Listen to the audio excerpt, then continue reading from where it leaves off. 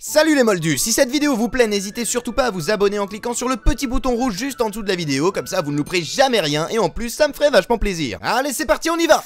Bon, papy, bien que je sois extrêmement en colère contre toi parce que ce que tu as fait est absolument inacceptable et que tu mériterais que je te crame ta saleté de tableau pour avoir osé faire un truc pareil, je vais te le redemander une fois de plus très calmement. Où est ma collection Harry Potter? Mais comment veux-tu que je le sache? J'y suis pourquoi, moi, si tu fais pas attention à tes affaires? Mais qu'est-ce que tu racontes? Comment j'aurais pu ne pas y faire attention?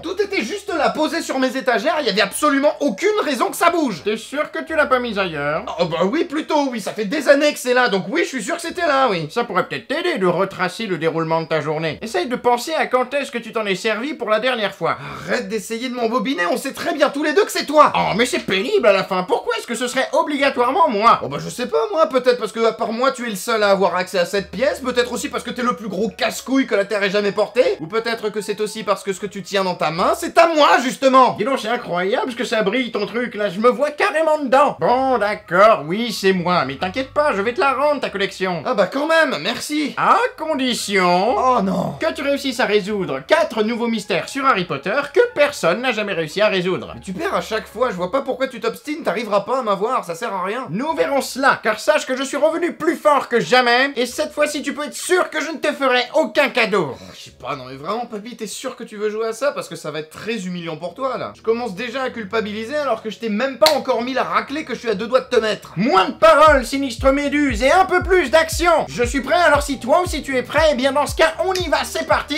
Bon, et ben on y va, c'est parti, let's go alors.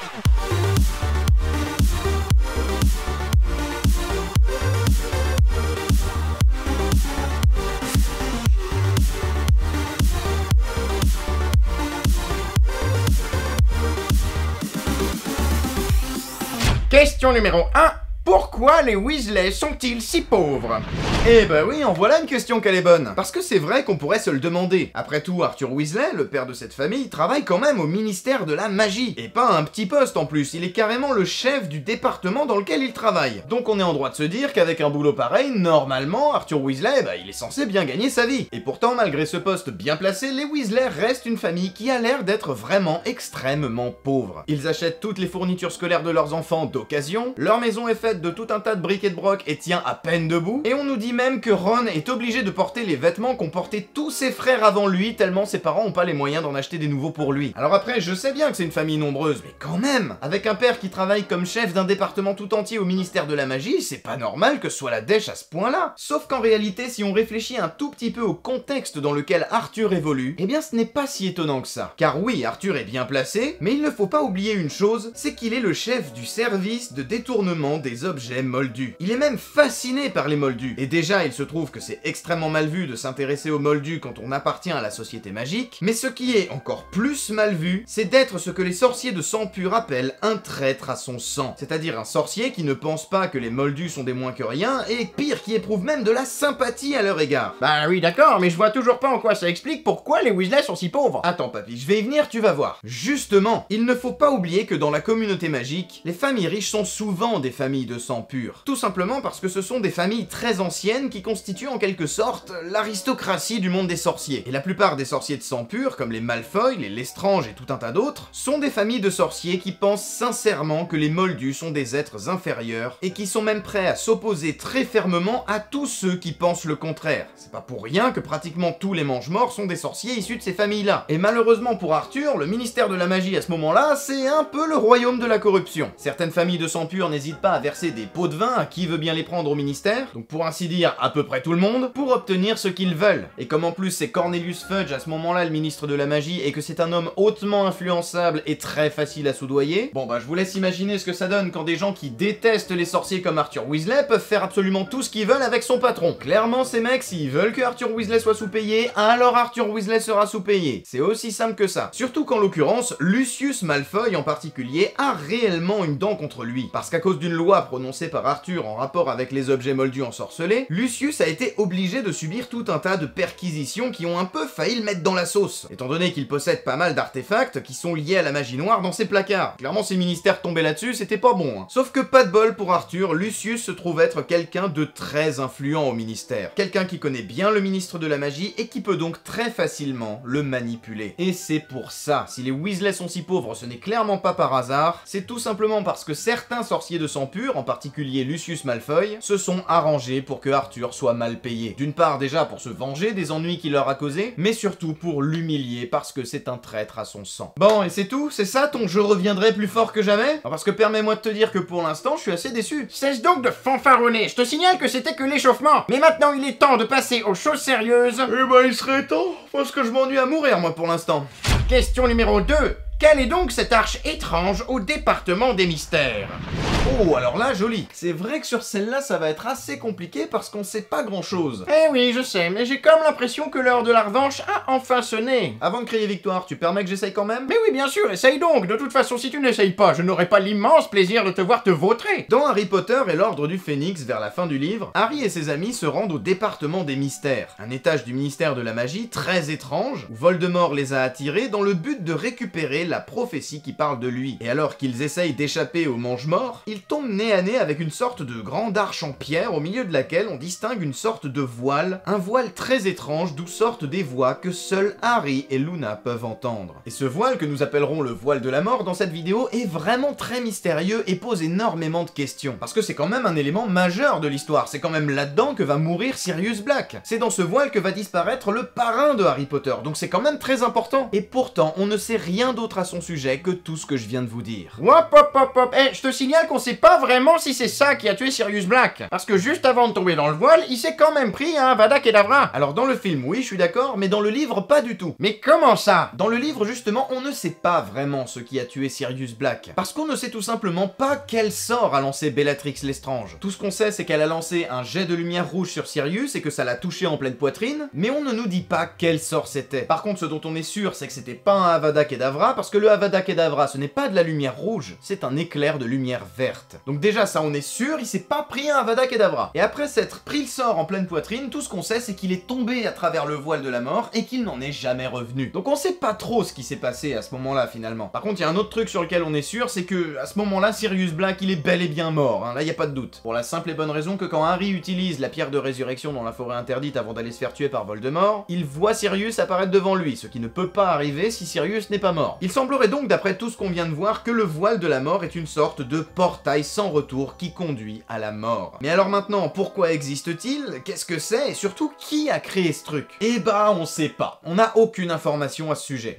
Tiens, mais comme c'est intéressant, dois-je en déduire que tu n'as pas réussi à résoudre ce mystère? Et que par conséquent, tu es enfin prêt à admettre que je suis un être supérieur? Mais par contre, il y a une théorie très crédible qui pourrait bien tout expliquer. Ça m'aurait étonné. En fait, c'est même plutôt un morceau de théorie que je vais vous raconter là, parce que la théorie complète, elle est un peu plus complexe que ça, et elle traite des 3 reliques de la mort, et je vous en parlerai très bientôt. Et là, c'est le moment pour moi de vous rappeler qu'il faut s'abonner à cette chaîne si vous ne voulez pas louper les prochaines vidéos, parce que c'est extrêmement sympathique ce qu'on fait ici. Et pour l'instant, on va se concentrer uniquement sur la partie de la théorie qui nous intéresse, celle qui parle du voile de la mort. Parce que je vous ai dit qu'on ne nous parlait presque jamais du voile de la mort, sauf qu'en réalité, je vous ai un petit peu menti, je vous ai pas tout dit. Il est à nouveau mentionné ailleurs, extrêmement furtivement, mais il est mentionné quand même, dans le conte des 3 frères, au moment où Cadmus Pévrel, le deuxième des 3 frères, utilise la pierre de résurrection pour voir sa fiancée morte. Et dans le passage qui en parle, voici ce qu'on peut lire. Elle restait silencieuse et froide, séparée de lui comme par un voile. Séparée de lui comme par un voile. Quand on utilise la pierre de résurrection, on peut voir le monde des morts, mais on ne peut pas interagir avec lui parce qu'on est séparé de lui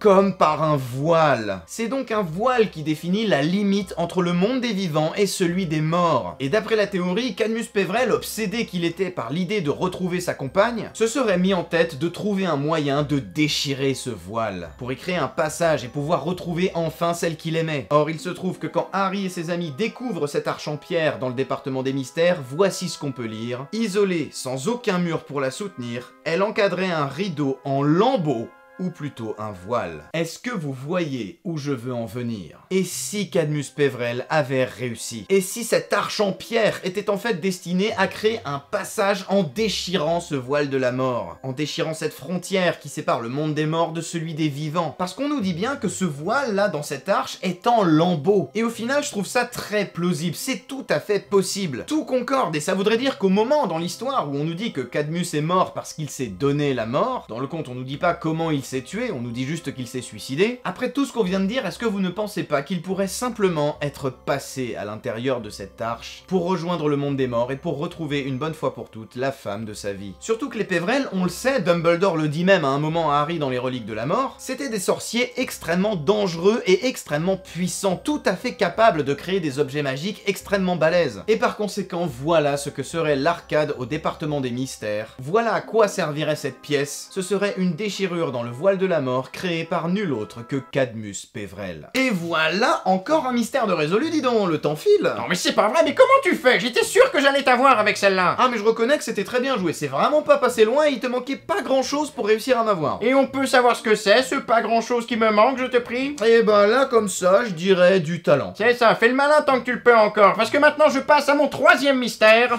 Question numéro 3. Pourquoi les sorciers n'utilisent pas 2 baguettes pour lancer plus de sorts? Ah mais attends, c'est vrai ça? Pourquoi ils le font pas? Ce serait vachement pratique, ils pourraient lancer 2 sorts en même temps, c'est trop bien. Est-ce que c'est bon? Tu as ton compte? Tu es prêt à admettre que tu ne sais pas? Pas du tout, parce que je sais pourquoi. Je n'en crois pas un mot. On est bien d'accord, si c'était possible d'utiliser 2 baguettes en même temps, ce serait clairement dévastateur.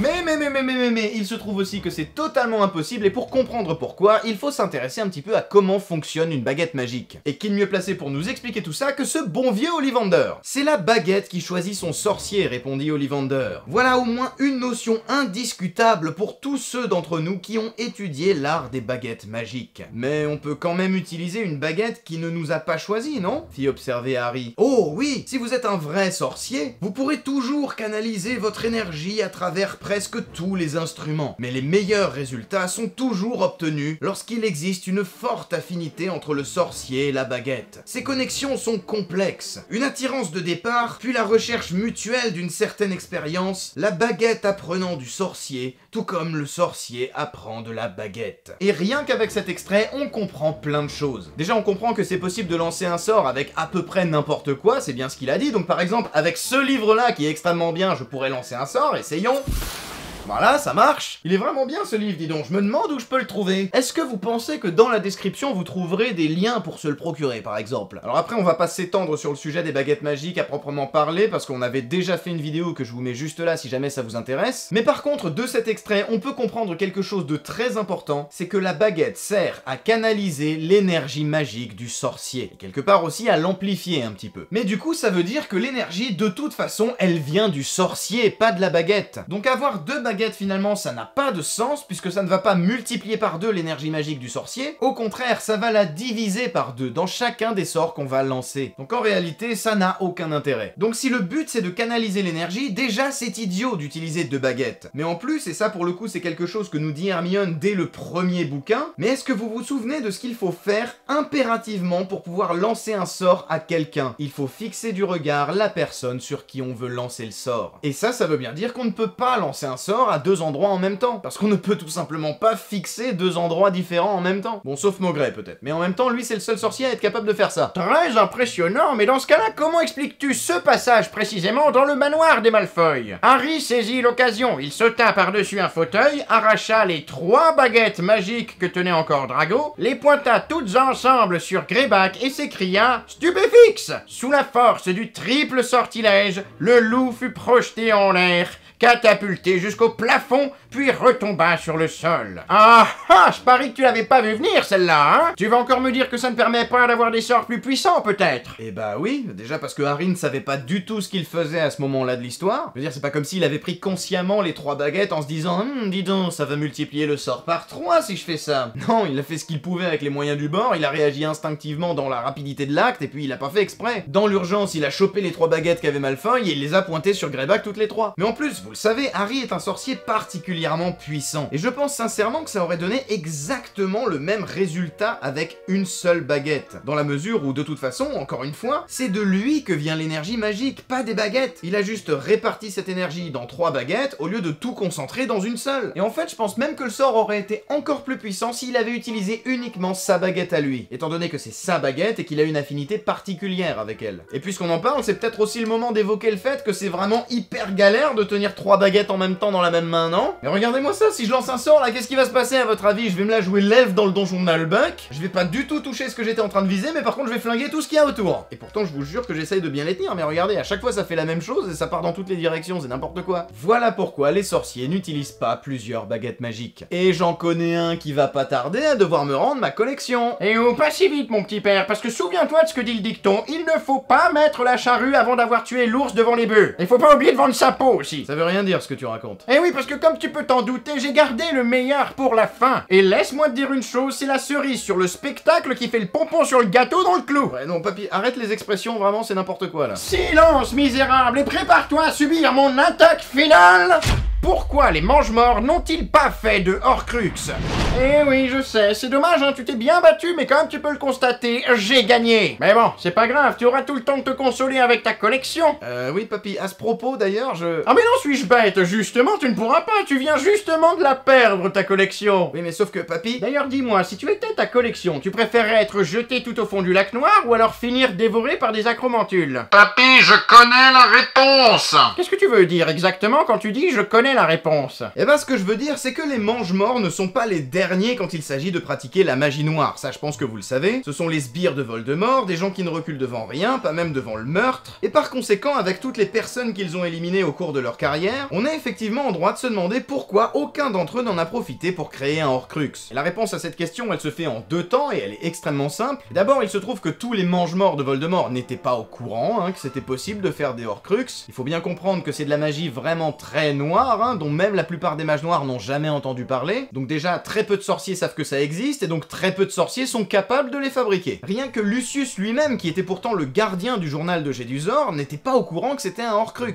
Et même si on sait que certains mange-morts étaient au courant qu'il y avait des Horcrux, et que Voldemort en avait fait, comme par exemple Bellatrix ou alors Regulus Black, il faut aussi garder à l'esprit que c'est pas parce qu'on a tué quelqu'un qu'on peut faire un Horcrux. Faut être un mage noir vraiment très puissant pour le faire, parce que c'est extrêmement difficile et extrêmement dangereux de faire un Horcrux. Et si c'est mal fait, c'est pas compliqué, on peut carrément mourir dans le processus. Il est donc très probable que Voldemort n'ait tout simplement pas autorisé ses mange-morts à tenter de créer des Horcrux. D'une part parce qu'il ne les estimait probablement pas assez puissants pour être capable d'en créer, il aurait donc pu perdre ses meilleurs soutiens bêtement s'ils avaient raté leur coup, mais surtout, souvenez-vous que Voldemort estime qu'il est le seul à avoir le droit de vivre éternellement. Et sur ce constat-là, en toute logique, les mange-morts étaient sûrement dans l'interdiction absolue de créer des Horcrux. Et c'est ainsi qu'encore une fois, Xionixes le Grand réussit à répondre aux 4 mystères de son papy, qui va par contre lui être parfaitement autorisé à immédiatement me rendre ma collection. Non, non et non, je refuse, tu n'as pas encore résolu le mystère bonus, tiens. Quoi? Le mystère bonus? Mais qu'est-ce que c'est que ça? Y a jamais eu de mystère bonus. Mystère bonus. Comment le père de Hagrid a-t-il bien pu féconder une géante?